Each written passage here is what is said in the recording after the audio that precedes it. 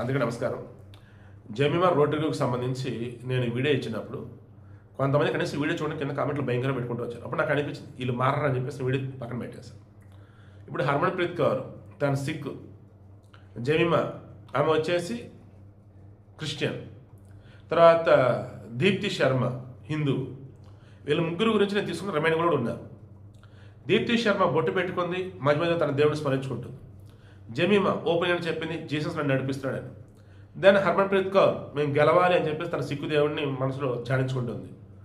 ఇక్కడ వీళ్ళు ప్రతి ఒక్కరు కూడా తాము టీమిండియా భారతదేశ తరఫున ఆడుతూ ఉన్నాం, ఇండియా గెలవాలి, మా టీం గెలవాలి, కప్పు కొట్టాలి, అలా ఎవరు నచ్చిన దేవుని వాళ్ళు స్మరించుకున్నారు.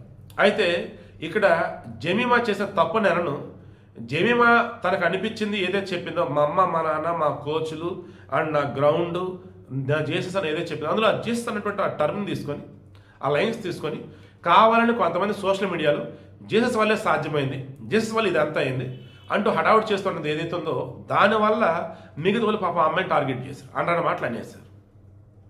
మొన్న నేను అదే చెప్పా, ఆ అమ్మాయి ఎమోషనల్ అలా చెప్పింది, అలా చెప్పకుండా ఉండాల్సిన జీసస్ అని చెప్పేసి నా దేవుడు అంటే అయిపోయేది, బట్ జీసస్ అని చెప్పింది. బట్ బయట దాన్ని చాలామంది మత మార్పిడికి వాడుతూ ఉన్నారు, జీసస్ ఉన్నాడు అందుకే ఆమె గెలిచిందని చెప్పేసి. మరి ఆస్ట్రేలియా వాళ్ళు మీతో లేంద్రబాబు అంటే అందరూ భక్తులే, కానీ ఆ దేవుడికి నచ్చే వాళ్ళు కొంతమంది అని చెప్పేసి మళ్ళీ ఇదో కవరింగ్. సో ఈ వీడియోకి మెయిన్ ఇంటెన్షన్, మతాలు ఏవైనా వాళ్ళంతా టీమిండియా, వాళ్ళ లక్ష్యం గెలిపే లక్ష్యం. దానికి తగ్గట్టుగానే ఎక్కడైనా ఎవరైనా ఉంటారు. ఈవెన్ మిలిటరీలో ఉండే వాళ్ళైనా, ఆర్మీ డిఫెన్స్లో కూడా మీరు క్రాస్ సెక్షన్ అన్ని మతాల వాళ్ళు ఉంటారు, వారి దేవులను స్మరించుకుంటారు. అంతిమంగా వారికి ఏంటి, దేశాన్ని కాపాడుకోవాలి, శత్రువుని జయించాలి.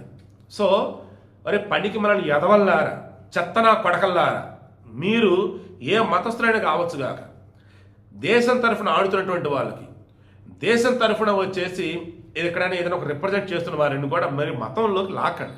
మన సునీత విలియమ్స్ సంబంధించి ఆమె అంతరిక్షానికి వెళ్తున్నప్పుడు భగవద్గీత వినాయకుడి ప్రతిమ తీసుకుని వెళ్తే అక్కడే ఎగతాళి చేశారు కొంతమంది యాదవులు. నిన్న ఒలింపిక్స్లో ఐ థింక్ అని ఇప్పుడు మన వరకు రాజ్వర్ సింగ్ రాథోడ్ అనుకున్నాను, క్షమించాలి, ఆయన సిల్వర్ కొట్టాడు ఒలింపిక్స్లో. అతను హనుమాన్ చాలీసా చదివని చెప్పేసి అన్నాడు, అతను కూడా ఎగతాళి చేశారండి. ఈరోజు మరలా వేరే మతస్థులు వాళ్ళ మతం గురించి చెప్పినప్పుడు మీతో సైలెంట్ అయిపోయారు. అప్పుడు ఏమైంది, ఆటల విషయం పక్కకు పోయింది, దేశంలో ఉన్నటువంటి వాళ్ళలో మతస్థులు విడిపోయారు, జాంబీలాగా సోషల్ మీడియా చెలరైపోతూ ఉన్నారు. ఈ వీడియోకి మెయిన్ ఇంటెన్షన్ ఇదేరా, అరే కనీసం ఈ వీడియోని పూర్తిగా చూసి కామెంట్ పెట్టండి రా. నేను ఎప్పుడైనా అందరి కోసం ఆలోచిస్తాను. అడ్డజడే పడిపోయిన కామెంట్లు పెడుతూ మీ బతుకులను ఇంకా రోడ్డును పడేసుకోకండి. ఎప్పటికైనా మారండి. మీ మతం ఏదైనా దేశం కోసం ఆడుతున్నప్పుడు వారిని భారతీయులుగా చూడండి, మీ మతస్థులుగా చూడకండి. It's my sincere request. నేనైనా మీరైనా ఎవరైనా కష్టకాలంలో ఉన్నప్పుడు మన ఇష్ట దేవాన్ని తలుచుకుంటాం, సక్సెస్ అయినప్పుడు మా దేవుడి వల్ల నా దేవుడు అని చెప్తాం. అంత మాత్రం ఆయన నమ్ముకుంటే విజయం అని కాదురా. నేను ఆయన విశ్వసిస్తున్నా, నమ్మకం అది. కర్మణ్య వాధికారస్తే మా ఫ్లెష్ కదచన మా కర్మ ఫలహేతుర్పు మాతే సంగోస్వ కర్మని. దాని అర్థం ఏంటి, నేను నమ్మిన దైవాన్ని స్మరించి నేను ద బెస్ట్ ఎఫర్ట్స్ పెడతా, ఆయన నాకు రిజల్ట్ అనేది ఇస్తాడు. శ్రీకృష్ణుడు చెప్పింది అదే, అర్జునుడు చేసింది అదే. ఇక్కడ నేను చెప్తుంది కూడా ఇదేరా. వాళ్ళ ఎఫర్ట్స్ వాళ్ళు పెడుతున్నారా, వాళ్ళని మతానికి అంటగట్టి వాళ్ళు భ్రష్టు పట్టించకండి, వాళ్ళ జీవితాన్ని నాశనం చేయకండి. పనికి వాళ్ళని చెత్తెదవలు అడ్డదిడ్డ కామెంట్లు పెడుతున్నారు పాపం అన్యాయంగా వాళ్ళని.